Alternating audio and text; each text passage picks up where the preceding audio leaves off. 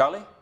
John Madden turned 82 years old today, and that simple fact got me thinking about how strange and winding this tour called life can be, how a guy born in 1936 with a love for football could become the face of one of the great video game franchises of all time. Now remember, Madden made his bones as a football coach. Until just recently, he was the youngest NFL head coach ever at 32 years old when Al Davis hired him with the Raiders. He went on to win a Super Bowl there, never had a losing season, and eventually transitioned into broadcasting where his name got even bigger. He became the voice of the NFL. He started endorsing products. You might recall his BAM!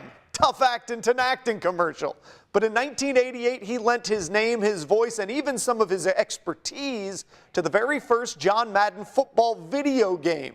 You could play it on MS-DOS or an Apple II, and if you don't know what those are, kids, ask your parents. It showed up on its first consoles in 1990, both the Sega Genesis and the Super Nintendo, and if you don't know what those are, kids, ask your parents. And it's all it's done since then is become a $4 billion enterprise, a Hall of Fame video game that has continued the legacy of the man whose name is on the box. There are entire generations that only know John Madden as the guy from this game. There are actual NFL players that get upset if their rating in Madden isn't as high as they believe that it should be. There's Madden Day every year in August, which is the day that the new version of the game is released. The point is, none of this happens if back in 1984, when John Madden was first approached about this game, he had just said, nah, not my thing, I don't get video games. Thankfully for him, thankfully for us, he said yes. So this week, in the spirit of that decision, say yes. You never know where it could take you.